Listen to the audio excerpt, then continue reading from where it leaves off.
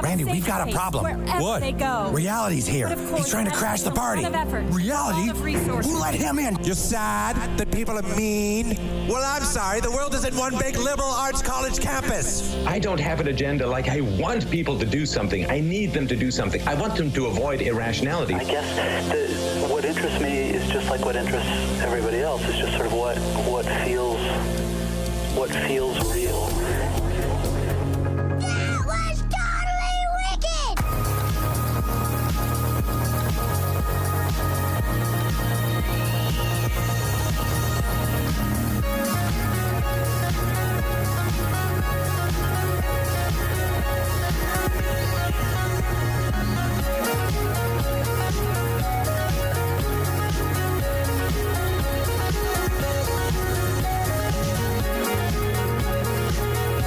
Good evening, ladies and gentlemen. Welcome back to another evening edition of Real News. I'm kind of digging this evening time.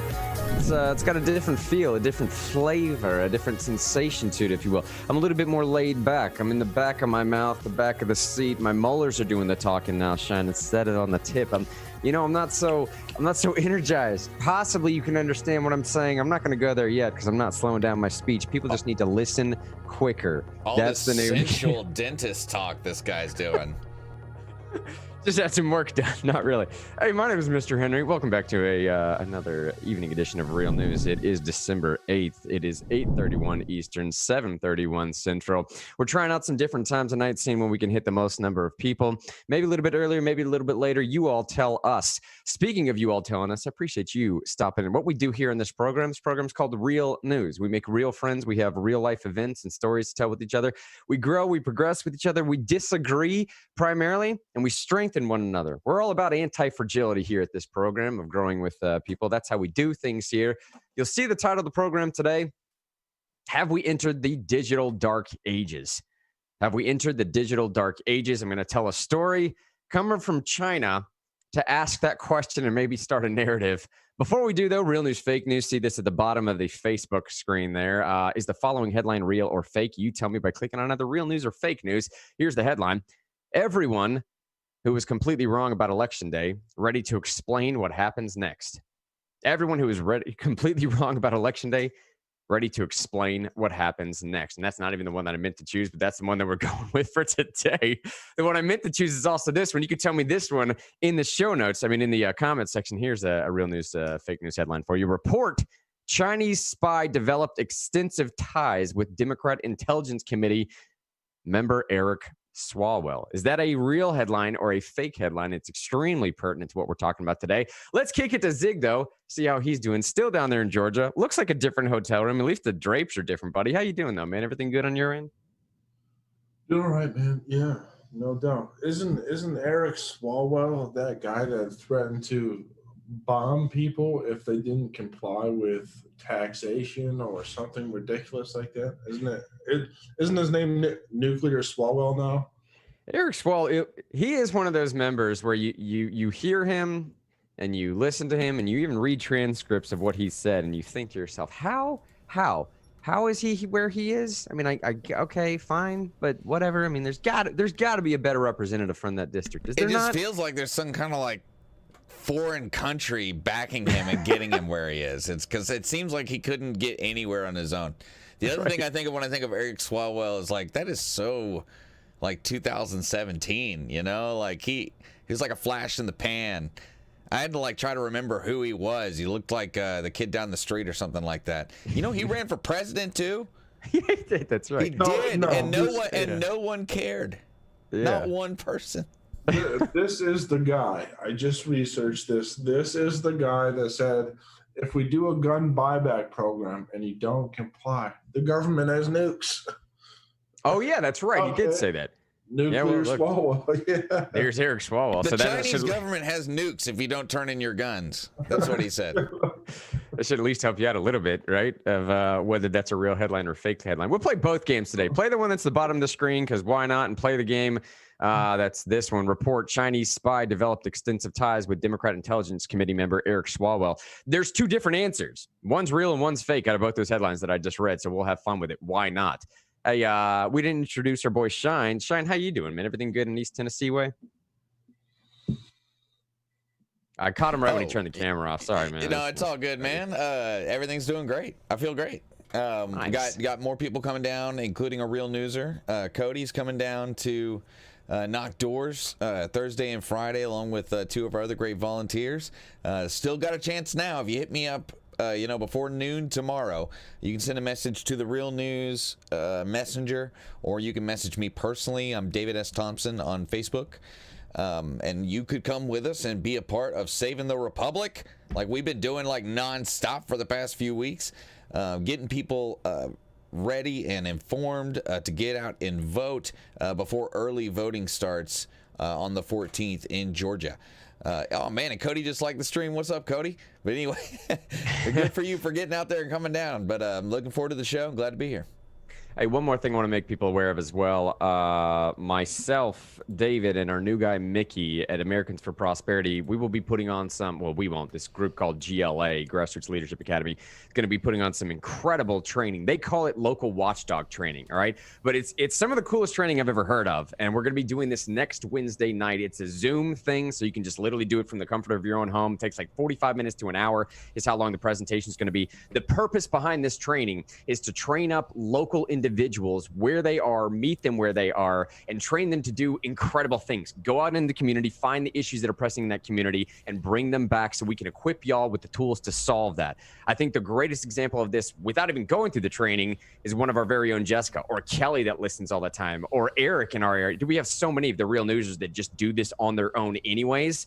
Just go out in the community, find issues, report them back to us. We bring attention to it, coalesce the masses, and then tackle it head on. But this training will not only teach you how to show up at city council meetings, email your county commissioner, set meetings with those individuals, keep an eye out for what the local issue should be. It also teaches you very practical things like on your own behalf, how to go issue a FOIA request, a Freedom of Information Act request, right? How to gather documents so that you can actually prove the point that you're trying to prove. Incredible stuff. We're offering this training next Wednesday evening, starting 6 p.m. Central, 7 p.m. Eastern, 45 minutes to an hour. Tell your friends. We'll have all the links and all the graphics and all the event details and everything. Early tomorrow, we'll be sending that around. Just want to make everyone aware. Starting with some local headlines here, by the way, before we get into our national story, because the national story is one that's just going to, I still am trying to make sense of this. I want to bring a quick update to one of these national stories. There's a great organization here in town. I think a lot of people in Tennessee know this, folks, called Beacon Center. Beacon Center of Tennessee. There's a headline on Fox 17, as I'm sure Shine's pulling this up in the show notes section. By the way, the show notes, if you're watching on Facebook or YouTube, anywhere you're watching, I'm clicking over to YouTube, just see what it looks like on there as well if we have anybody watching. You'll see something entitled show notes. That little Evernote link, if you click on it, goes right to what I'm looking at every single day. All three of us do a great job doing a lot of contribution to bring these stories together to sort of like create what the narrative is going to be. And in Nashville, we were dealing with this property tax issue where at the time, it looked like the city of Nashville was going to have about a 28% decrease in sales tax revenue. Now, that was in large part coming from the draconian overreach, in my opinion, of all the shutdowns that were going on, but we'll talk about that later. The simple fact of the matter is that we were supposed to have about a 28% sales tax decrease. The amount of revenue we were getting from sales tax was not going to be what it was supposed to be because there was no business going on. Well, in retrospect, that ended up being more like a 12% decrease. So you didn't really need a 34% property tax increase. Now, nevertheless, it doesn't matter. They passed it anyways. Well, at Americans for Prosperity and with a great guy named Jim Roberts, we wanted to do something about this. We gathered 25,000 signatures. We walked it up there. We put it on the ballot, tried to, and the court shut us down. Now, amidst all this stuff, amidst the fact that, we were trying to get some people to voice their opinions. We were trying to get legislators to meet with the mayor. The mayor himself was kicking around different ideas. Not once did they consider cutting spending. In fact, the city of Nashville increased spending by $150 million. And in fact, we can look at other cities, say Louisville or Jacksonville, who have much more population than we do in Nashville. And Nashville's city size, meaning the number of government employees, is over 2 times more than both of those comparable cities. So one might think, why do we need to grow our government when it is already larger than comparable cities just to the north and south of us? Well, not just the south, but you get what I'm saying. Now, looking forward here, the Beacon Center comes out with a pork report every single year.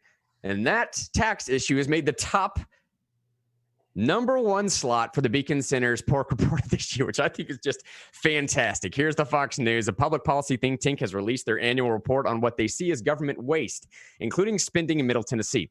The Beacon Center's annual Tennessee pork report cites what is considered the top 3 examples of government waste in 2020.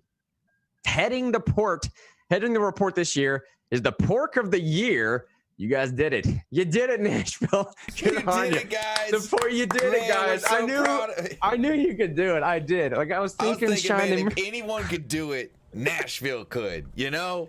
I believed in you from the beginning. I know. I almost didn't think they had it in them for a second because, Mayor Cooper came there and proposed 32%, but then Bob Mendez saved it, man, and he kicked it up to 34%. Good on you, Nashville. Thank God for him, Yeah, oh, man, seriously. We wouldn't have this award.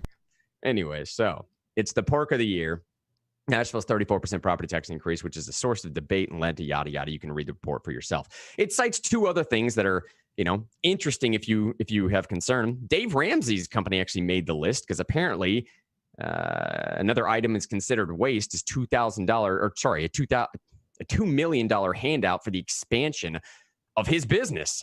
The report says, quote, the new handout is on top of $3.5 million in state and local governments gave the company for a previous expansion in 2015. They go on to say, Ramsey has a long-taught fiscal responsibility and pulled untold numbers of Americans out of the brink of bankruptcy into financial freedom. It's ironic, then, that some of those same families' hard-earned money is headed to Ramsey Solutions. Now, whatever. The point of irony is fun. It's not missed on me. But I wanted to focus on this in particular, because the topic we're about to get into is going to be one that's a little bit dire, a little bit disheartening, discouraging, depressing, and either D words you might want to throw in there that makes you feel bad. It's going to make you think you're losing a sense of control and that you can't really do anything about some of this stuff. And even in this Nashville issue here, where we gathered that many signatures and we worked on this, and people across East Tennessee and Middle Tennessee and Zig's folks as well, Pennsylvania was hearing about this every single morning. The fact that we got shut down in courts makes you think that, hey, we didn't really do much. But I would venture to say that's wrong. Again, I would venture to say that the process itself is the thing that was teaching the lesson. I harped on this last night. I've been harping on this a number of times. Esau, Nehemiah, we can go to biblical books. We can prove the point that it's not necessarily the end goal that matters. It's the process along which that you trudge along. You are changing hearts and minds. You are quite literally changing culture when this happens. And now we have a Fox News 17 headline that says, hey, remember one more time, the most wasteful portion of spending out there is what Nashville is about to do to its own citizens. You don't think that's going to shift over to Windows? You don't think in 4, 5, 10 years from now, we're going to see a massive switch over in the city of Nashville from blue to red? You don't think the Candace Owens just moved to town? Ben Shapiro's pulling 75 of his own employees to town? Tommy Lauren's living over here right now. You don't think Nashville's becoming the hub of under 40 conservatives for across the nation? Something is happening in this state, in this city, and I'm telling y'all had something to do with it. I just want to remind you one more time. It's about the long term, winning the war, changing hearts and minds. Culture change is what we're after here, and y'all are doing it. Love that headline as we're moving into the national stuff here. Zig, Shine, anything y'all want to say on that? Facebook things, anything y'all want to hit that before I move on now? Yeah, no way. No, I think you basically got it, man. Lots of wasteful spending involved with tax increases, and that's really the danger of any kind of tax increase, because it's likely that it'll lead to wasteful spending, and the constituents won't be aware enough to press politicians to make sure that it's not going to the wrong place. That's why, as you mentioned before, things like that watchdog training are useful. Back in the home county that I'm from, for example, 40% of the county budget is spent on the administration of criminal justice. That's something that needs to be addressed before they consider any kind of tax increase, because 40%, okay, in a county where people are already leaving, so you have a smaller tax base, something needs to be done to protect those people. So that's why I'd be super excited about that kind of local watchdog training that would teach people to be able to protect their counties and communities from those wasteful taxes that you just mentioned. Hey, as we're going into the national story section here, let me set this up here, because it was an interesting way that I was trying to segue into this of I don't want to let people down, but at the same time, we're going to get into a topic that has been letting Shine and I down for, dude, how long have we been talking about this topic, Shine? 5, 6 years now? This topic here of how much control Facebook, Twitter, digital companies have over your access to information. We have gone all the way back. Sean and I have been talking time after time after time of this interesting idea of like, look, it's difficult to call Facebook a monopoly, or it's difficult to say that, I don't know, somehow Google is violating some type of antitrust thing. Now, Amazon, you can make a claim, and Apple in particular, you can make an antitrust claim because there's a very clear, well-defined marketplace that they are controlling that no one else can have competition into. But what do you say with Google? What, that they have complete control over the access to information? Can you say that? Because we could still go to the library, I suppose, if you wanted to. But this story here... I was going to say, too, and all those example grants are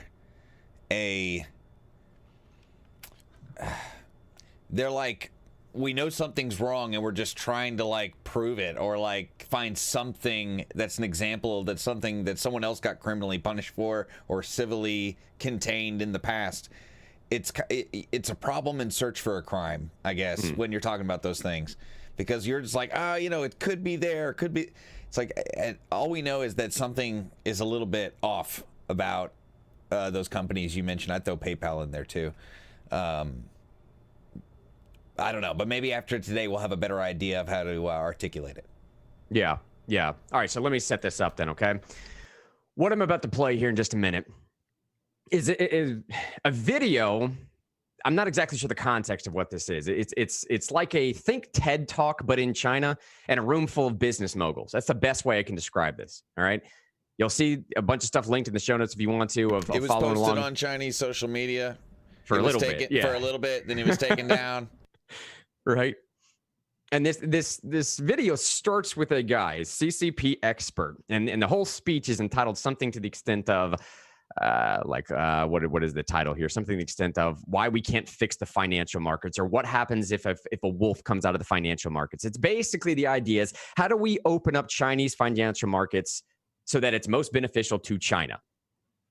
And it quickly gets into topics of how much China actually controls. Now, the opening portion of this, and again, throughout all of this presentation, I want everyone to keep in the back of their mind, the reason why the program is entitled what it is tonight is, have we entered the digital dark ages? Because Shine and I keep talking about this idea. What if someone does have complete access, control over the access of information? What if an industry at large, or if there's some type of, I don't know, coordination between Facebook and Twitter, between what we can and cannot view, or what should and should not be researched? And now all of a sudden you're looking at a story like this tonight and be thinking to yourself the entire time, this is about to lead into the Hunter Biden story. China apparently thinks there was something to the Hunter Biden story, but we kind of let that go pretty easily. And I'm wondering if this is a little bit to it. So this is a little bit too long for me to play, but let me just open up where it's coming from. The opening portion talks about why has the opening of China's financial market sector been accelerating. This guy talks about how, the nature of the Chinese market is a very interesting thing. He compares like insurance companies somehow, and saying that the largest real actual global economy is China. He says the largest insured consumer who is buying insurance for all sorts of affairs, again, using that as a sense of analogy. He says, how much do we pay for the premium? 3 trillion with a peak of 4.2 trillion? He says the problem is, if one day something really happens to us, meaning China, when we do have a real economic and financial crisis, and we use our own foreign exchange reserves of 3 or 4 trillion to go to the United States, it's like an insurance policy. If you go to the United States and ask them to pay us, they'll go bankrupt, right? These are all his words. The insurance company will say, sorry, I won't do this business anymore, right? He says, therefore, in terms of logic, I have always opposed the original way of coupling between China and the U.S. What he's talking about is, in a pure on the top financial sense, something that everybody can see, everybody talks about, is widely reported and disclosed through financial disclosure. This idea of leveraging Chinese dollars to American debt is not an exchange that he likes. He doesn't appreciate it. He doesn't like how it positions the Chinese market. Because let's pretend that the $3 to $4 trillion that they have leveraged against the United States, or against you and I, against our taxpayers, let's say they go call that in. We're not going to be able to pay it, so what does it matter anyways? he's basically saying that doesn't really give China the kind of leverage that I would like to have, because it's not real leverage. If it can't really harm them, then it's not really negotiable. And then he goes on to deliver some stuff here that I'm going to play it on the screen. We'll pause and go over some of the stuff as you're watching. But listen, y'all, I'm not trying to make any more of this than what it is. I just want y'all to compare this for yourselves. Tell me what you think. Tucker Carlson hit this last night, so it's not like it's brand new commentary. Let's dive in, though. This is where he continues. 金融市场开放，在实际上可能啊，这儿再强调一下，这是我个人揣测，可能跟这个政治和战术考量有关系。为什么？因为我们知道前边特朗普政府跟我们打贸易战，那么我们为什么搞不定特朗普政府？啊？为什么以前1992年到2016年之间，中美之间各种问题都能搞得定，是不是？大家发现没有？所有的危机，不管是银河号事件，还是炸大使馆，还是撞了飞机，所有事情全部是床头吵架床尾和，2个月之内搞定。All right, that was a little bit quick. Let me go over that real quick. It's important that everybody gets a decent sense as to what he just said. He said, first of all, we were promised 20 years ago. Secondly, the current push by Chinese government is to open up the financial sector in terms of timing. And I must emphasize that again, this is my personal speculation, may have something to do with the political and tactical considerations. This is important what he just said. He said, why? Because we know that the Trump administration is in a trade war with us. So why can't we fix the Trump administration? Obviously implying that they've been able to fix every other administration prior to the Trump administration. Now, again, keep in the back of your mind, we're working our way towards Hunter Biden. And keep in the back of your mind, the title of this program is Have We Entered the Digital Dark Ages? Because even talking about this right now is painting me in a little bit of the same painted corner as an Alex Jones. Like I'm over here somewhere in the realm of conspiracy theory. I'm not really. But that's what some outsider would say. It actually puts you in the same space as Mike Pompeo, who said earlier this year that the Chinese had infiltrated almost every institution that we have in the United States. When he was talking to governors, he was saying, you've probably been directly lobbied by a member of the Chinese Communist Party this year. Very likely. And you need to find out what those things are and do not give our enemies anything extra that would be contrary to the way the State Department does things, basically. That's so like it puts you in pretty decent company, you know, with like the Secretary of State in the United States. That's why I think this story isn't like outrageous. Yeah. Because Mike Pompeo said this was happening. I mean, we haven't even gotten to. We're burying the lead though. Yeah, we are a little bit, right? So, but he says, I'm just going over one more time what he said because it's going to flash on your screen pretty quick. He says, because we know that the Trump administration is in a trade war with us, so why can't we fix the Trump administration? He said, why did China and the U.S. used to be able to settle all kinds of issues between 1992 and 2016? So from 92 to 2016, there was all kinds of issues they could just smooth over. Some other incident, a bombing of an embassy, a crashing of a plane. They were all smoothed over like a couple of these quarrels that happened between two married people. Said they fixed everything in 2 months. I'm going to play it from right there, from where we left off, and you listen to what he says is the reason why they were able to fix everything in 2 months. Here we go, picking up from where we left off. 年到2016年之间，中美之间各种问题都能搞得定，是不是？大家发现没有？所有的危机，不管是银河号事件，还是炸大使馆，还是撞了飞机，所有事情全部是床头吵架床尾和，2个月之内搞定。什么原因？啊，这儿我抛出一个可能又要是暴论了，就是因为咱们上边有人，啊，就是我们在美国的权势核心圈啊，我们有我们的老朋友。All right, let's go through it one more time because I just want to make sure. Here we go. 所有事情全部是床头吵架床尾和，2个月之内搞定。什么原因？啊，这儿我抛出一个可能又要是暴论了，就是因为咱们上边有人，啊，就是我们在美国的权势核心圈啊，我们有我们的老朋友。We have our old friends. I we get have the power, the centers of power. We have people at the top, our old friends. Yeah. And I get the impression that anytime someone that's a Chinese national uses the term old friend or old money or something like that, what they're talking about is we have people that go way back, like to Chinese nationals back, like old family back, meaning we've been at this for a little while, meaning we've had people planted in here for quite some time. And again, I don't think this should be wildly controversial to anybody. Maybe it is. Let me know on Facebook. We're going to hit some comments here in just a second, possibly. But he says, what's the reason? What's the reason why we've been able to smooth everything over? Quote, I'm going to throw out something maybe a little explosive here. It's because we have people at the top, little chuckle from the audience. We have our old friends who are at the top of America's core inner circle and power of influence. Now, we don't have time to go through all this, but he goes along and tells a story. He ends up telling a story about how at some point he was set with the task of going along and setting out a book tour for incoming President Xi Jinping. And I think it was for the general who had written the book. I don't know. It doesn't matter. For some prominent Chinese person in the government. They're supposed to go around, and it was supposed to be a way to smooth over the PR before that individual got there. So the idea is you set a book tour all over the place. You get with your liberal friends. You call everyone xenophobic who would not be open to this type of stuff. Get them in there, spread their kind of propaganda around, make it look like Xi Jinping's an awesome guy, make it look like the Chinese dictatorship's a fantastic thing. Spread all this propaganda around, and then you introduce the person into the country, right? Now, he tells the story about one of these bookstores that he was trying to set up with. Kind of said, no, we're not going to let you do it. We're shutting you down. You can't come here. And in his own words, he said, well, you know how I handle every other situation is I pay money. And if one stack of money doesn't work, then 2 stacks of money usually does work. His words. Now, in this situation, oddly enough, he said, but for some reason, that particular bookstore owner, it didn't work with. It just, I don't know, had too much whatever, right?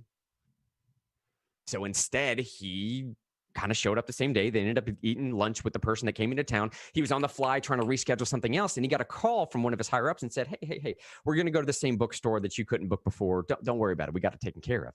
They show up to the store, and everything's good to go. Everything's fine. And he meets this lady who he says, I can't tell you her name, but he describes her as having a large nose, his words, an older lady who was fluent in Chinese dialect.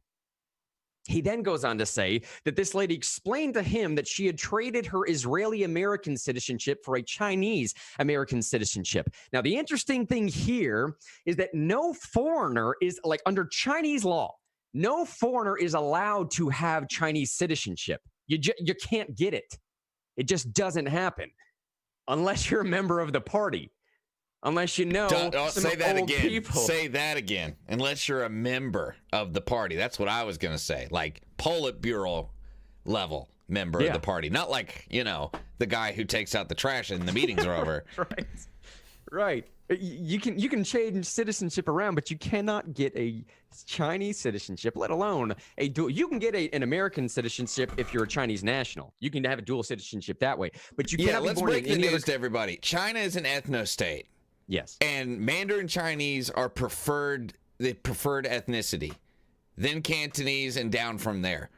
But yeah, if you're a foreigner or if you're one of the ethnicities that live in China, 322 besides Mandarin, by the way, hugely diverse country, then you are on the bottom. You're the ones that get like murder vanned and chained up to fence posts and stuff like that and light poles. That's you. But definitely like you and me, if we were to go to China, we would be less because of the color of our skin. Oh, yeah, right. Now, he finishes this story by saying this individual had dual Chinese and American citizenship, traded her Israeli citizenship for that. And he says this. She said, I not only have Chinese citizenship, but also Beijing registered permanent residence. She said, I have a dwelling in some spot in China. I can't pronounce these terms. It doesn't matter, but it's a particular district that everyone knows about. She said, when you come back to Beijing, come and have tea with me. If you need anything here, don't forget to call me. Now, this guy says, what did that mean? Means she could fix anything. Quote, of course, the old lady was not in the mafia, but who was she? Why did she live in China for 30 years? Why can she speak fluent Beijing dialect? As we just said, Wall Street. As we just said, Wall Street. This guy's whole presentation is that they used to be able to get through every administration using Wall Street, using money. They could just put the fix in. You could just pay them off. That's the point of him telling that story. The point of him telling that story is like, look, it used to be you could just go in there and pay as much money as you needed to. But we're starting to realize now our currency isn't really what it's about. It's not about leveraging currency anymore. It's not leveraging because it doesn't matter to these people. They're spending money like it's just made up because it is made up, right? So we can't leverage our money. You can't buy this stuff from these people anymore. Now, you have to get some type of influence. He told this story to say, I tried to go in and buy the bookstore. We used to try and go and buy administrations through Wall Street. We couldn't do that with Trump. We had to figure out a way to get power. And Trump was stalling us on all that stuff, man. Says, as we just said, Wall Street. She is from a famous, leading global financial institution on Wall Street. She is the president of Asia region of a top-level financial institution. Of course, it would be politically correct for me to go on. And then he finalizes the presentation with this little bit right here, which is just special. Here we go. 好，那么其实呢，就是说啊，说的白了点儿啊，其实呢，就过去这个30年啊，过去40年，我们在美国的它的这个利用它全是核心圈儿，是不是？我前面讲过，华尔街在1970年代开始对美国它的内政外交有非常强的影响力。 啊，所以我们有路径依赖，是吧？但问题是，08年之后，华尔街的地位下降了。更重要的是，16年之后，华尔街搞不定特朗普，为什么？很尴尬。特朗普以前对华尔街有过一次软性违约，所以双方有矛盾啊。当然，这个细节我就不多说了，时间可能已经来不及了，是吧？那么。 这个中美贸易战过程中，他们也试图帮忙啊。据我所知，美方的朋友跟我讲，这个试图帮忙，但是啊力有不逮啊。但现在呢，现在我们看到拜登上台了，传统的精英、政治精英啊，这个建制派，他们跟华尔街的关系是非常密切的。所以大家看到吧，拜登的儿子被特朗普说你在全球有什么基金公司，发现没有？ 谁帮他建的基金公司啊？明白吗？这里边都有买卖啊。Let me back that up one more time, because that last part y'all need to understand. You get what I'm saying? Where I just presented this whole thing. Used to be they could buy people off through Wall Street. Trump came in 2016. They couldn't do that anymore for two reasons. One, something about Wall Street and Trump just didn't make sense. He calls it a soft default conflict. I think what he means is Trump had some dealings with Wall Street before that just made him adverse to dealing with Wall Street people prior to him becoming president. They couldn't do anything about that. Maybe he didn't need the money. Maybe he was already an actual billionaire. I don't know what the case is, but the point is they couldn't get through him through money and they couldn't get through him through Wall Street. Then he goes on to say this here. I'm going to play it again for you. Again, keep in the back of your mind. Have we entered the digital dark ages? And keep in the back of your mind, this is about the Hunter Biden story. This is the side of the story that we never got to hear because nobody looked into it far enough. And eventually China was just, okay, we'll just tell you how we feel about it. This video was up on Chinese social media for, I don't know, a couple hours, and then they took it down. Here's what he says about Biden. 特朗普以前对华尔街有过一次软性违约，所以双方有矛盾啊。当然，这个细节我就不多说了，时间可能已经来不及了，是吧？那么。 这个中美贸易战过程中，他们也试图帮忙啊。据我所知，美方的朋友跟我讲，这个试图帮忙，但是啊力有不逮啊。但现在 ，But now he says Wall Street didn't work, but now we're seeing Biden was elected. 呢，现在我们看到拜登上台了。And everyone laughs because they all know what that means. Yeah, they all know what that means. He says the traditional elite, the political elite. The establishment, it's back. The bookstore is back on. Yeah, now the bookstore is open again. The bookstore is open again. Right? I mean, dude, this is wow. This is how they think of us. Here's what he says. 政治精英啊，这个建制派，他们跟华尔街的关系 They're really very close to Wall Street, so you all see that, right? 是非常密切的。所以大家看到吧。 Trump has been saying that Biden's son has some sort of global foundation. Have you noticed that? Trump has been saying that Biden's son has some sort of global foundation. Have you noticed that? 全球有什么基金公司？发现没有？谁帮他建的基金公司啊？明白吗？这里边都有买卖。 Who helped him build those foundations? He says, got it. Now, again, I don't know, man. Maybe I'm making too much of this. I don't think I am. This is basically a presentation from some business leader in China who's basically saying, look, man, there was probably something in that Hunter Biden story because we've been trying to leverage these folks for a very long time. And what we were almost almost close to be doing, and maybe might do in the future again, is to leverage money back through Wall Street again. Looks like we might have an opportunity to do that. And secondarily, once we realized that the Wall Street money wasn't working anymore, we need an additional different style of leverage. This lady, this Chinese national, came to me and figured out a way to do it in the bookstore. Now, I don't know what she leveraged, but she leveraged something. So we need to figure out a way to do that similar style of leverage. And we had it. We had it there with Biden. He says, Trump was telling you all that Biden had some type of foundation building or some type of, I don't know. He says this, quote, Trump has been saying that Biden's son has some sort of global foundation. Have you noticed that? Who helped him, meaning Biden's son? Who helped him build the foundations? Got it? There are a lot of details inside all of these. He then goes on to say, so at such time we use, this is too bad. Let me play this. You'll have to see this next part then. All right? Because this proves the entire point. So they set it all up. They have Biden. They're doing Wall Street. So what are they going to do with it? Let him tell you. 那么所以这个时候我们以恰当的方式进行一定的这样一个表达一个善意啊，我个人理解，当然这个受限于我的专业基础是吧？我们是从国际政治经济学的角度去理解这个事儿。那么我认为Did you read that? He says, then when the time comes, so at such time, we use an appropriate way to express some goodwill. This is my personal understanding based on my limited professional background. If we understand this matter from the perspective of an international political economy, I think there is tactical and political value in it. He basically says, all right, man, so we got Wall Street, we got Biden. Then at such time, we use an appropriate way to express some goodwill. Just like this lady at the bookstore was able to express some goodwill. Now, again, man, I don't know. Maybe I'm making too much of this. I'm going to hit some Facebook comments. I'm going to kick it to Zig and Shine as well. Let me start with Zig, actually, buddy. This is a long presentation that I went through, but could you tell me, am I making too much of this in the classical, I don't know, Milton Friedman sense? Like, should we even care about what's going on in another country economically? Should we care about them thinking this way? Should we care about the fact that we probably 4 months ago, 3 months ago, should have had these conversations about Biden, but we just didn't? Where are you coming from? Well, the biggest issue with the Trump administration is that he never appointed a World Trade Organization appellate judge to actually rule in trade disputes, which they had been doing. And I understand the name of the World Trade Organization sounds like it's some kind of globalist enterprise. Well, truthfully speaking, it rules in our favor about 93% of the time. So what Trump did is he never appointed a judge to settle disputes using that successful organization, and then instead imposed tariffs. And then after those tariffs, then he gave a bailout and a bunch of taxpayer money to farmers.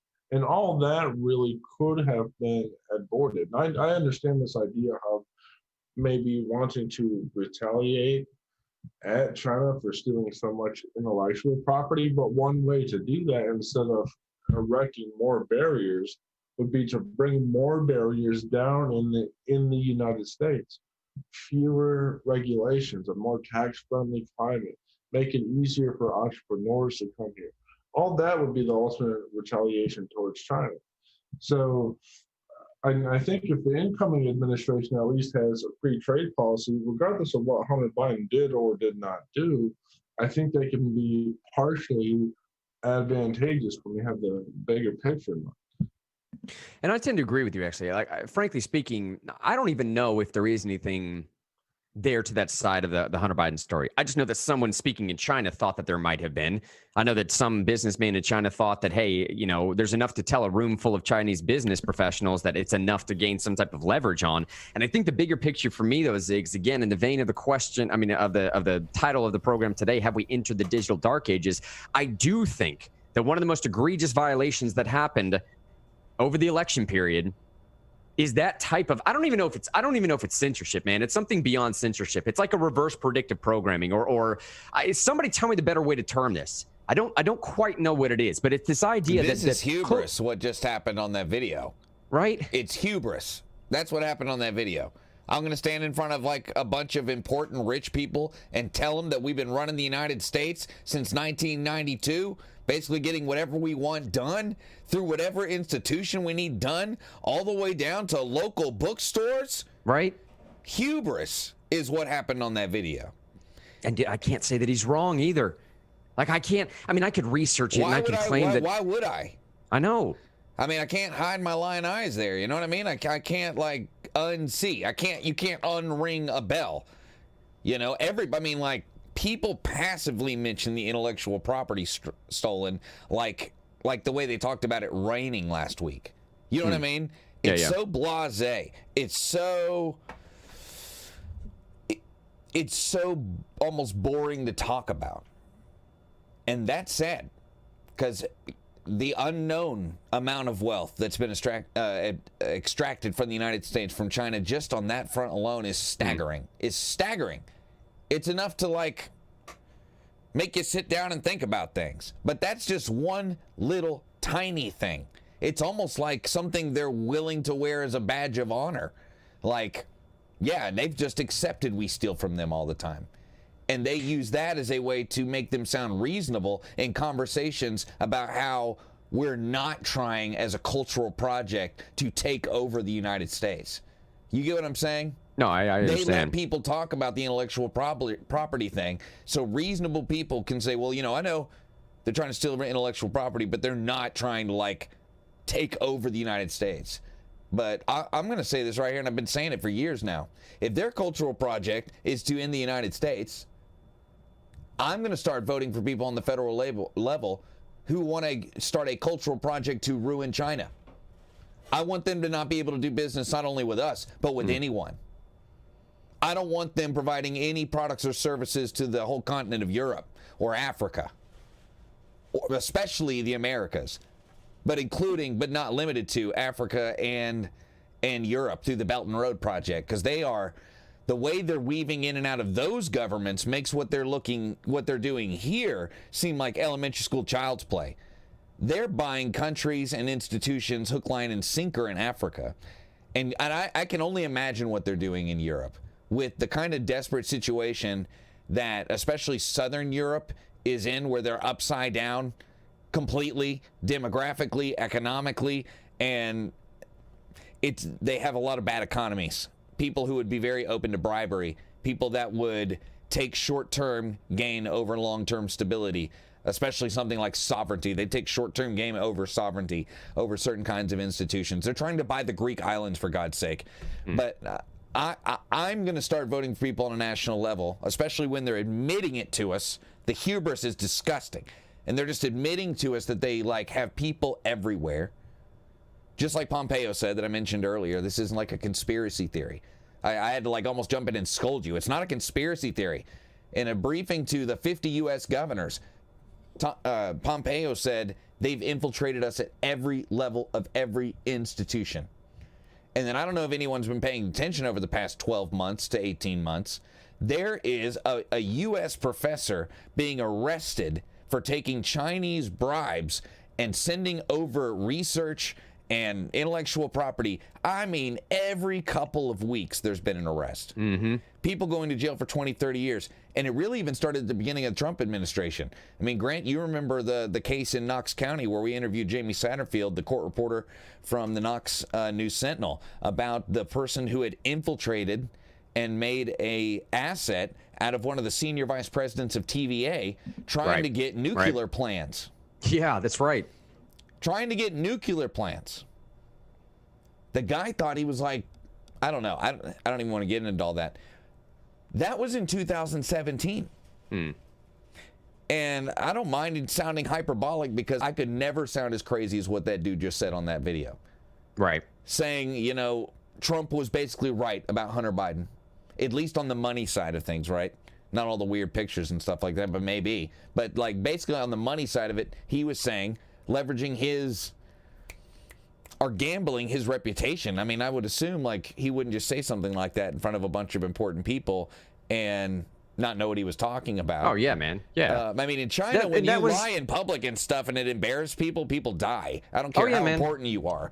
So, I mean, it must be something that people are totally okay talking about in regular speech on high levels.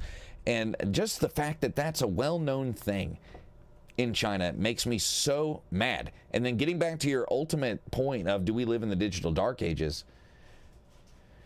They will name future dark ages after what we're about to go into. It's some kind of digital blackout. It's the same as like the European church deciding who can read and who can read what. And I meant like who can physically, or learn how to read. Who's allowed to learn how to read? Who's allowed to have certain books? I mean, a duke in like 14th century England was like hung because he had a book, because he wasn't allowed to have a book. I mean, but anyway, I mean, I think the problem here with pointing all these fingers back to China is that it overlooks the underlying problems here in America that has allowed China to dominate to start with. For one, we have a university system that now costs more than what it's worth. It's putting people into debt and then also collecting tax dollars, and then also serving as a point of entry for Chinese nationals to set up institutions here in America. Yeah. That's one thing that needs to be rectified, both through, I would say, a tax on endowment funds, or if anybody wants to do reparations, I'm all for it. Let's do it with all the money in endowment funds. Let's take reparations from all these billion-dollar universities and give it back to people and forgive student loan debt. And I bet if universities were faced with that prospect, maybe they wouldn't have such extreme speech. But also, it overlooks the problems that we have with regulations in the administrative state, taxes. And so what people are going to continue to do, presumably people like Senator Hawley, perhaps not, perhaps he will, what they'll do is they'll point the finger at China to really hide or not really thoughtfully think about all the problems that I just mentioned here in America. That's the issue. If we fix the problems in America first, then we can overcome China as we always had done in the past. But instead, this is going to get blown up to a national story, and all the issues are going to get pushed under the rug, as they typically do, to facilitate and foster things like conspiracy theories about election. Well, hold on, real quick. I mean, but you have to do both at the same time, Zig. They had to stop. They had to stop. It's not happening. They had to stop the flow of Chinese money, which this guy admits did happen. That they've had a huge problem buying people off at the top level, and then at the same time, when the people who are used to getting paid start fledgling around and start acting crazy because they're not getting the checks anymore because they're not nearly as useful, then you catch them, like we've been doing. And I felt like the Trump administration has tackled a lot of these things as, not perfectly, but like you've had 30 years of this garbage.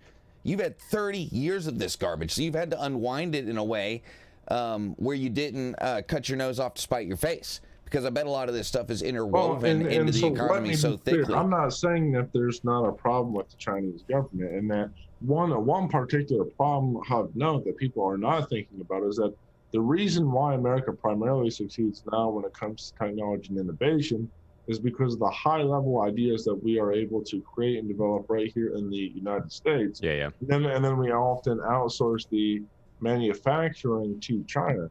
The long-term view is that the manufacturing, when that gets built up in China, they will then have the intellectual resources to therefore start doing the intellectual property development. So that's that issue, and I do think that that's very serious. But to address that issue, I feel like a Chinese person came up with that.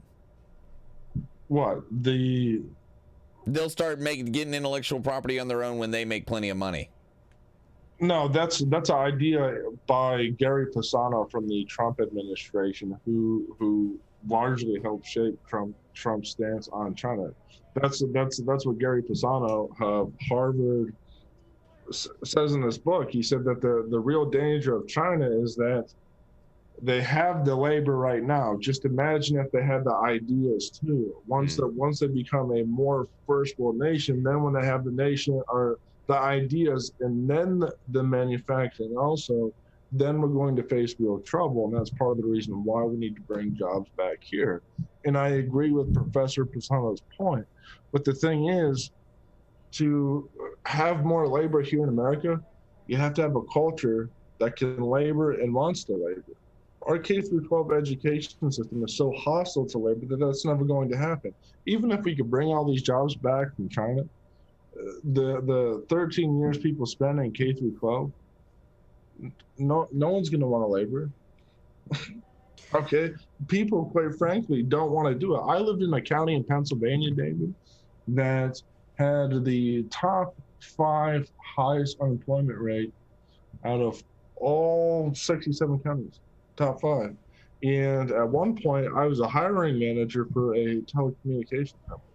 And I would have hired almost anybody. Anybody who can see and hear, I would hire. Okay? And guess what? Did I have tons of people coming through the door? No. I had to go out and find people, beg people to come in to get a job. And that's just reflective of the fact that people don't want to do any kind of labor. I feel like that's really anecdotal, and No, well, no, it's not anecdotal. I mean, it's. I feel like Americans want to work, and that reflective. I feel like Americans want to work. At least like there's enough of them to maintain the largest economy in the world. And the None of them in reason the that K-12 it system started want to to slip is because we have less of those manufacturing jobs. And it's, I don't know, it's also very not my experience also, but I live in a different part of the country. We have lots of manufacturing in East Tennessee, and it's a huge part of the culture here. Like a lot of people work in factories. There's plenty of manufacturing back in rural Pennsylvania, but the issue is that is not advocated for. So what happens is people move out. People move away. All it takes is for someone who's working at a Pizza Hut to go get a job for $18 an hour and start telling his friends. I mean, that's the way it happens. There's a bunch of people working a bunch of worthless there's jobs. No Pizza Hut in rural Pennsylvania. What's that? Pizza Hut doesn't exist in rural Pennsylvania. I mean, you get what I'm saying. I mean, that's how it works. When a town has nothing, and then all of a sudden people are making $50,000-$60,000, the culture changes. Because people, there's an avenue to middle class at that point. No, what happens is instead. But I'm not. I like, dude. You can argue all you want to. I'm not going to sit here and believe that if there's a lot of like $60,000-$70,000 paid jobs, that they're not going to get filled by Americans. I just do not believe that. And there's no amount of convincing you could do for me for that. No. I mean, I believe in people. You know. So do I. And what I'm arguing is that what happens is that those same people who work in those plants, they have kids, and those kids go through K through 12 education, and they're either discouraged from working, where work is seen as something that's patriarchal, okay, or fosters inequality, or those talents go elsewhere. You know, those talents move away from places where manufacturing would be seriously considered as a viable form of employment, and those people are encouraged to move elsewhere, to become a professor, to work in the government, to do some other blue collar job.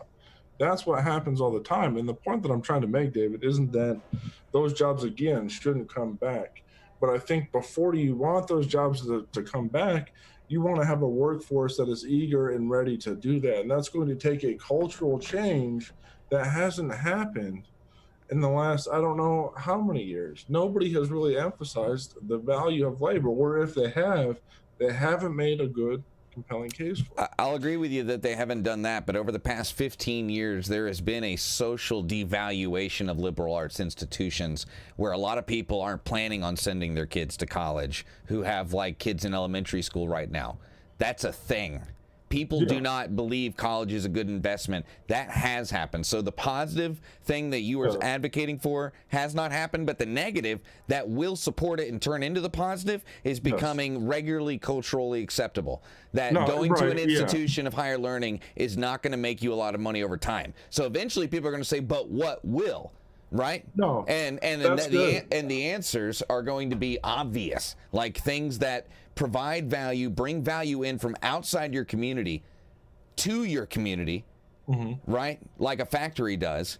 So because you're sending off products that you bought cheap, you've made them 10 times more valuable. Then people bring that money back, and then that money is circulated amongst the retail and the food and stuff like that. But because I think people are going to go where the money is. If people are struggling, they're going to go to where the money is. And I am agreeing with your point. The only thing that I'm saying is that it seems like you can get ahead of yourself if you try to do all this attacks on China and implement all these tariffs now when, quite frankly, culturally, we're still not ready to live in a more labor-friendly economy. I like it even better when the Trump administration says if you want us to buy your products from your country, you have to come build factories here. I love that. And not only that, you have to run the power, you have to build the roads, you have to install the water. And I like that. But I like hard economic borders, and I know I'm different from a lot of libertarians on that front. Well, I don't think that my stance is coming from any libertarian or any specific. I was talking more of the audience. The audience too. All right, yeah. The point that I'm making is that, again, if you want to bring manufacturing back, there is a way to do that, and that has to be part of your culture. Where in fact, in the early founding of the republic, when kids did go to school, they would read books about working hard. Now they read books about hugging and kissing anybody they know.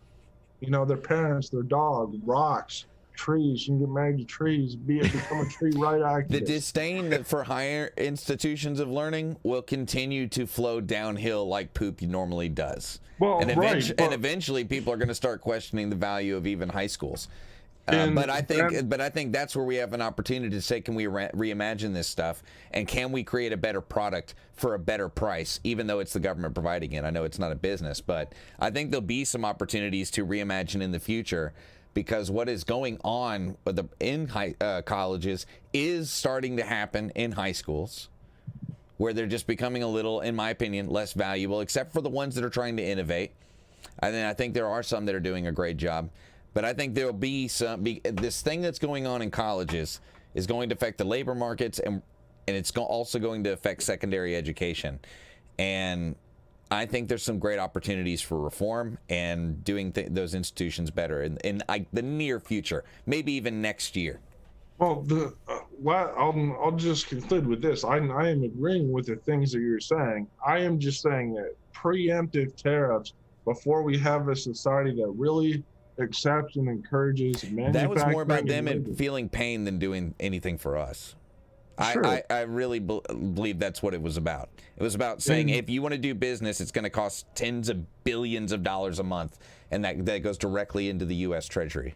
Well, and it's good to have somebody strike back, and I get and value that, because without somebody doing that, we wouldn't be having this conversation right now. But it's cheaper than war, like draining the pockets of people who are negatively influenced the United States through crooked deals. That's a lot better than firing weapons at people, and it also decreases their power, which I thought was great. I thought it was great. Although war did lead to the greatest baby boom that America has ever had, and therefore was perhaps led to very profitable outcomes for America. Maybe we could just wait until my little brother's not in the draft age anymore. That would be good. No, I'm just pointing out a counterfactual or a different point of view when it comes to war that people don't think about. Typically after That's war, true. People there have is babies. a baby boom, and each person, on average, according to a number of estimates, is worth about $7 million. So to some degree, those wars were indeed profitable, and it's not necessarily the case that we lost more life than what we actually gained from the baby boom. That's not necessarily true. Okay, that's really not what the facts say. But again, I am agreeing with you. I just think that we have to do more to rebuilding our society to be a more labor-friendly economy before we start trying to say we're going to implement all these tariffs or we're going to restrict our trade with foreign nations. We could do that if we were the top dog, but we're not when it comes to labor. And we're not going to be until we change our mind.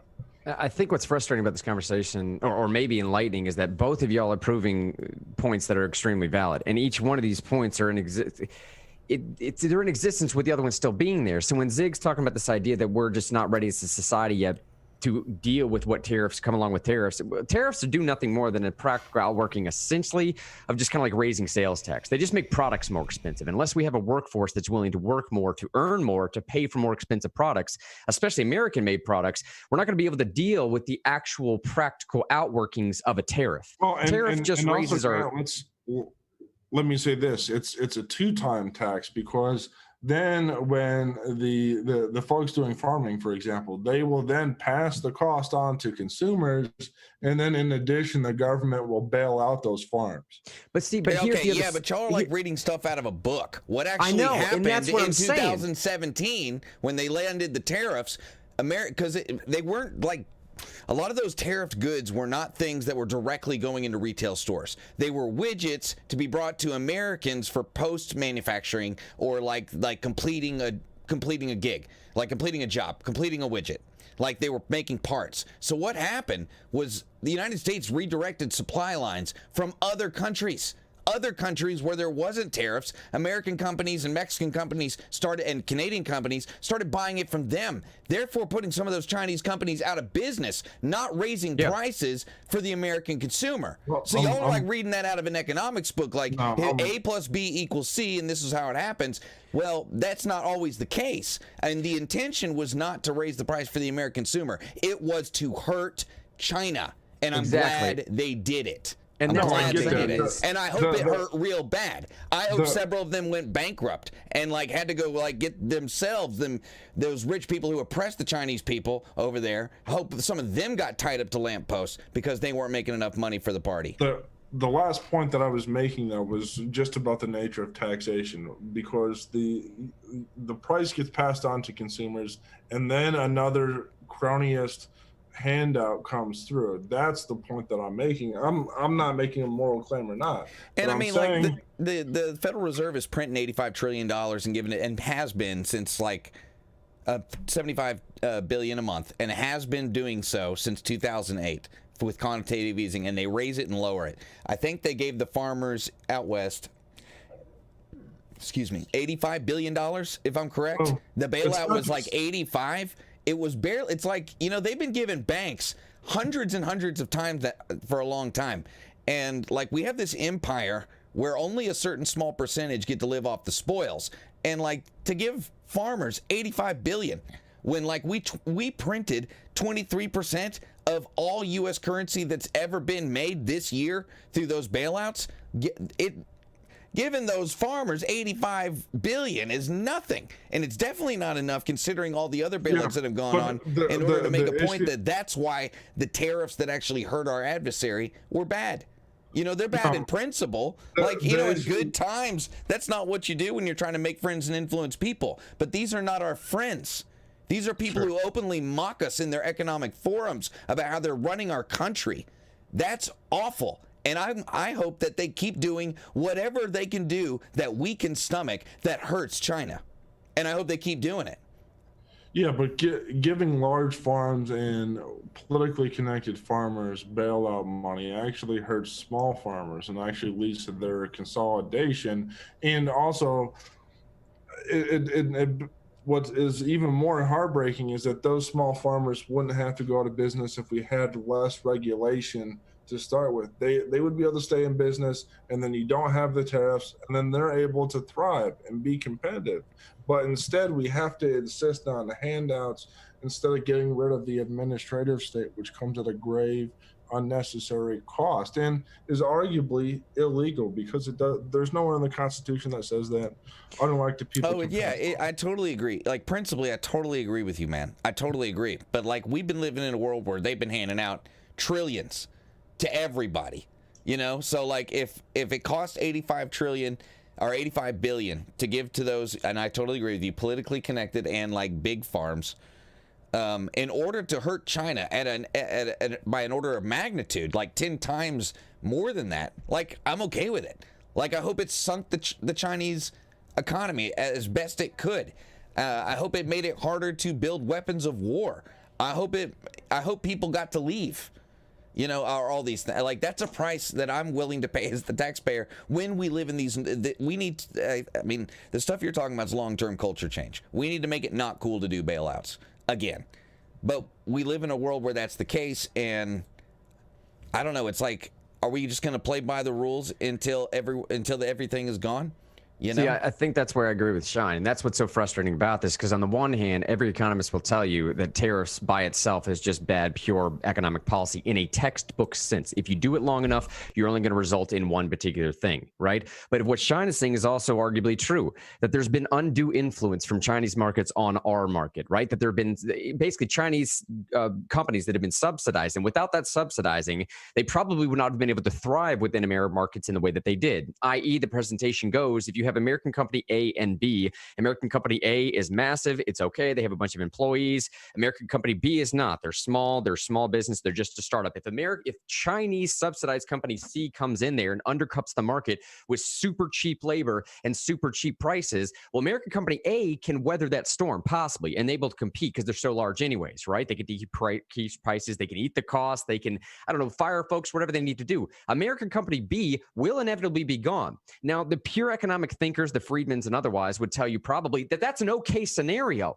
But in a practical sense, what China's saying is like, well, it's okay on a textbook, man, but it's not necessarily okay when we're dealing with our own people. And what I'll say is this as well.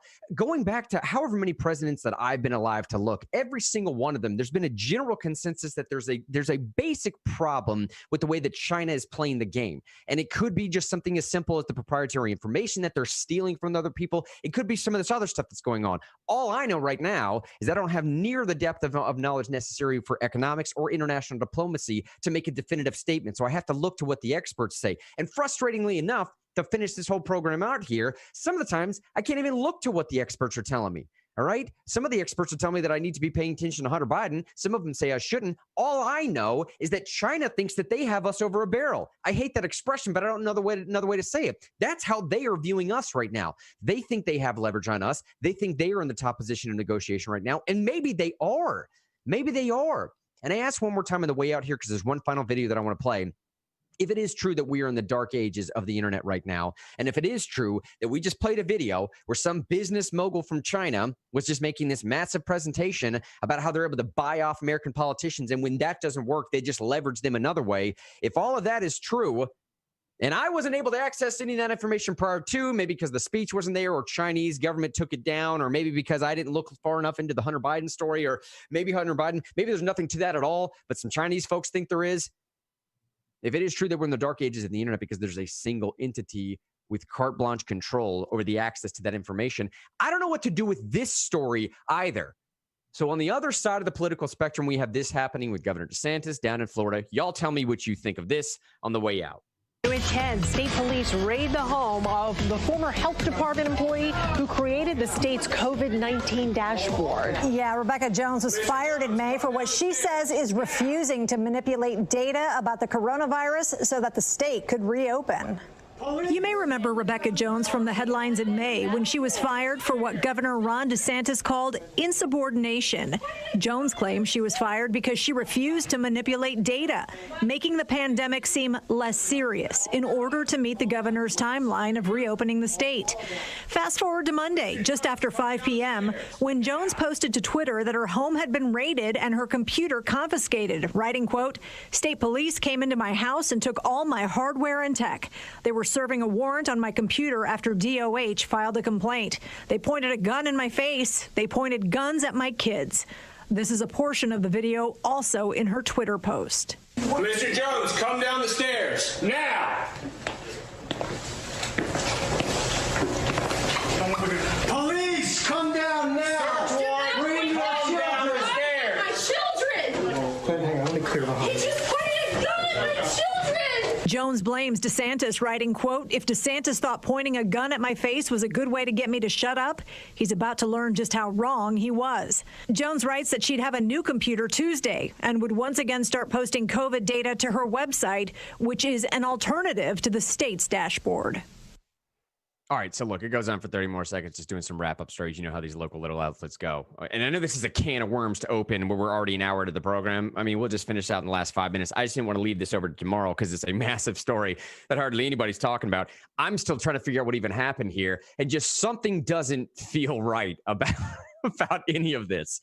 And I'm not quite sure what doesn't feel right about any of this yet. But from beginning to end, this doesn't feel right. The fact that they're executing a search warrant with guns drawn just to gather a computer That doesn't feel right. For the allegation that she was starting some third-party website with alternate information, bro, we do that here. What are you talking about? Everybody in the rest of the country does that. You're talking about the governor of Florida goes in to bust into some lady's house because she's presenting alternate COVID facts. I don't really buy that. At the same time, I saw a bunch of officers with guns drawn. That seems out of place as well. I don't normally know them to execute search warrants with guns drawn if all they're looking for is a computer. And at the same time, we can go on the other side of the argument if you want to, and say that a lot of people have been tagging Governor DeSantis as running for president in 2024. And if that part is true, if this really could destroy his image or something like that, like he got some government employee to fake numbers so that he could open his state earlier, and that's going to be a stain on his reputation for the rest of the time. Dude, I don't know. Honestly, don't. I'm not even making an assessment with this video right now. I'm just kicking it out there to see what you guys are thinking. And in some sense saying like, look, does this for y'all fit into this anything of this digital dark ages right now? Is it really, are we really entering the period? That's the question I have for this video.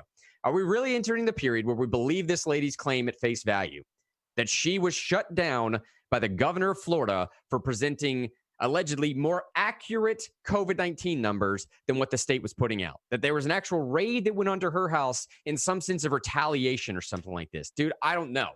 Honestly. Well, how would we know? I mean, like all we're hearing is from someone who doesn't want to be guilty of something. Right. Has a good lawyer. You know, like I have no idea. The state's not saying why they were there. For all we know, there was a domestic disturbance. You know, for all we know, I have no idea. She said they came to take the computer. Is that the case? I don't know. That sounds like a local story. It's like something, you know what I'm saying? And there's a huge propensity for people to make things into David versus Goliath in order to get sympathy. I'm not really sure. But all I know is all the quotes that you read, none of them were from the police, right? Right. None of them were from the governor's office or from the state police. Like it was just quotes from her, right? Yeah, at least in this, that's a bad little producer. Story, I don't know. Unless that's a bad producer from that. I wouldn't have ran that story without a quote from the state police, and it should have been easy to get. Because to only get the side of the defense, and this is from someone who used to report straight news, right? So not commentary. You're looking for the facts. You're going to put it into 15 seconds of a newscast, along with like 7 or 8 other stories for a 3-minute newscast. I did that for years on 100,000 watt FM. I wouldn't run a story like that without a quote from the state police because it's going out to everyone. It could potentially tamper a jury, you know? It could, I don't know, it's weird. I don't know. In my opinion, it was a weird way to run that story with just quotes from her. I have no idea. I do know that DeSantis is not allowing mayors to do mask mandates. Like, that's not even an option in Florida, I believe. So, like, there definitely is something different going on in Florida, but they have more to lose from closed restaurants or disincentivizing people to show up for things than a lot of places.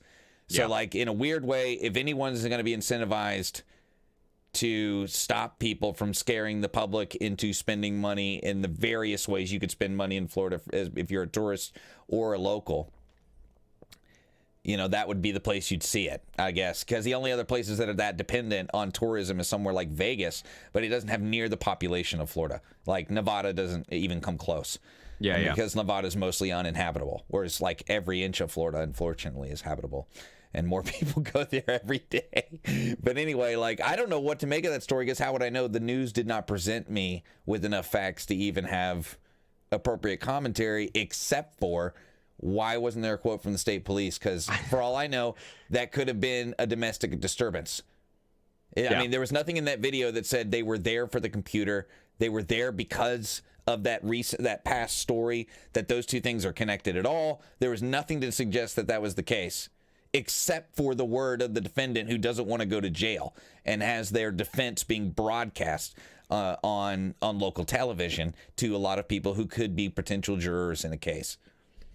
Now, importantly, this ABC follow-up story here that we have briefed, for what it's worth, says the following: state health officials strenuously deny any issues with the information's accuracy, meaning the numbers that the state's putting out. The office of Governor Ron DeSantis declined comment Monday night, but the Republican governor has previously said Jones, this lady who's being arrested, had a pattern of insubordination and should have been fired sooner. Now, apparently, these agents served a warrant on her Tallahassee home after receiving a complaint from DOH regarding unauthorized access to its emergency alert system. So the claim from the government is that she hacked the emergency alert system. And that says more down here in these paragraphs that you're reading through here. That's the claim, is that somebody had hacked the system. I guess they had enough evidence to see that it was her. I suppose they were executing a search warrant. I don't necessarily know why you need to have guns drawn when you're executing a search warrant.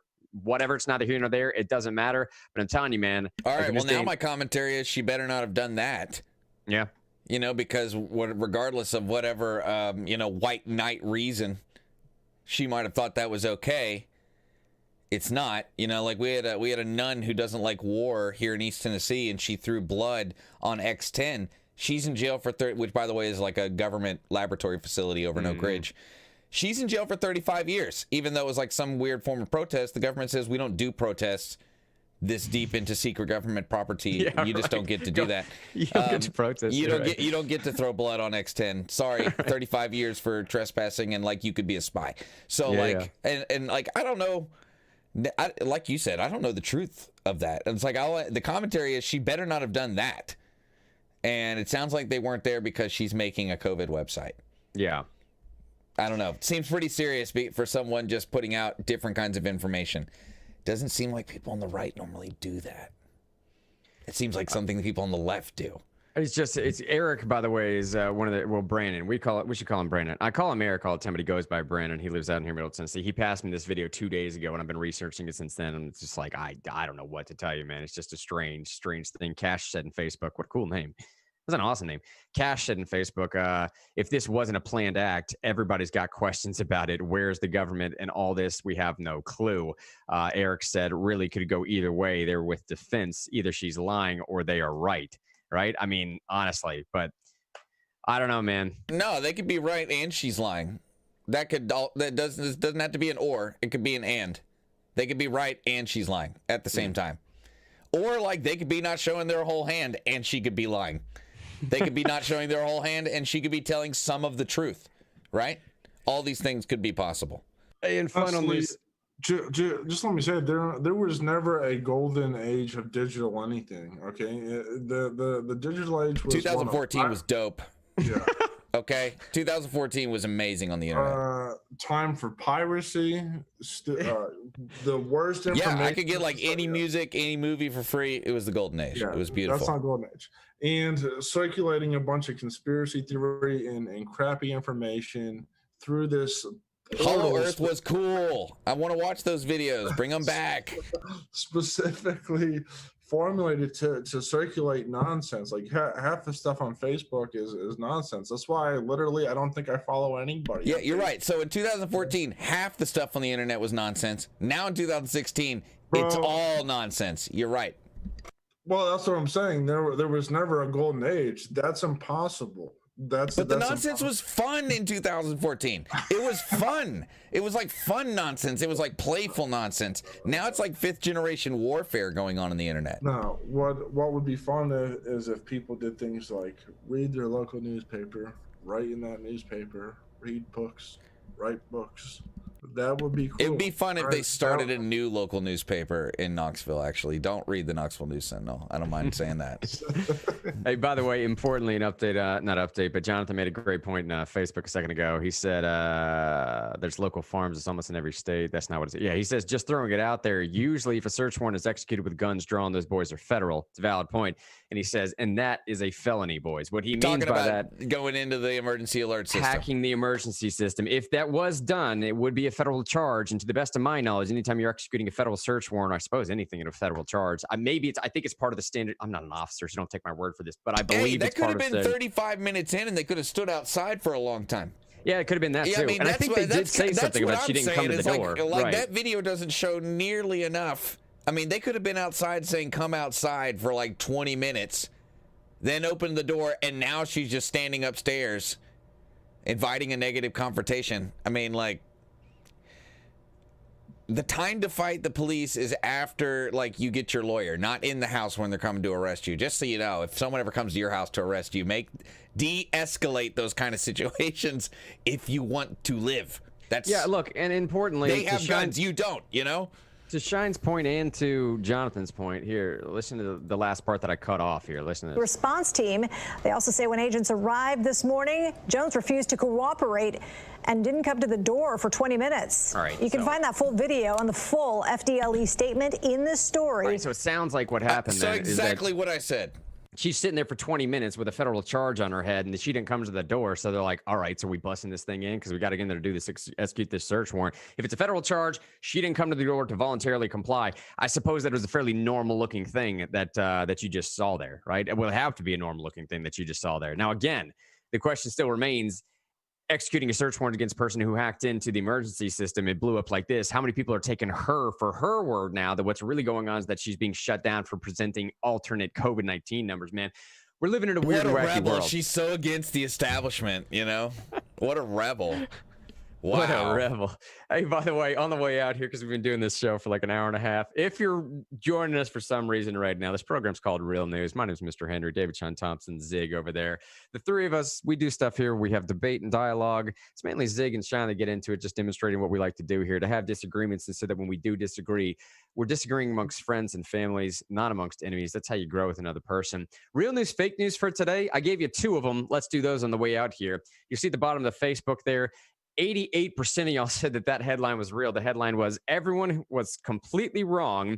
Everyone who was completely wrong about Election Day, ready to explain what happens next. Everyone who's completely wrong about Election Day, ready to explain that what happens next. That is a fake headline. That's from the Babylon Bee.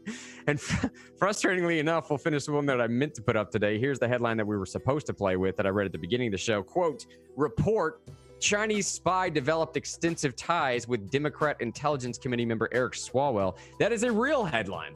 That is a Breitbart headline for sure. And she wasn't even hot, you know?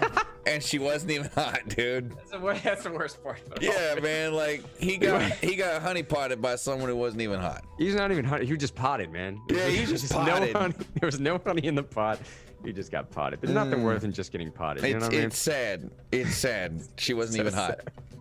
Hey, we'll sign out. We love each and every one of y'all sincerely. Why we do what we do here is to grow a family. We're building a digital family. Seriously, man. We want y'all to come in. We want to get to know y'all. We want to meet y'all in person. We want to live life with each other through this weird little thing we do on stage here. Last thing on the way out. Next Wednesday, 6 p.m. Central, 7 p.m. Eastern, we're going to be doing our local watchdog training. It's awesome stuff. Training you how to issue FOIA requests against local government officials. That should be enough by itself to come down here and figure out how to do that. The process for Freedom of Information Act request against your local government. Come learn how to do that and so much more. Next Wednesday, we'll be sending out invites for that tomorrow. We want each and every one of y'all there. It's like 45 minutes to an hour. It's through Zoom. Have a good time with us. Signing off for today. My name is Mr. Henry, Zig, David Sean Thompson. We love y'all. For real. Peace.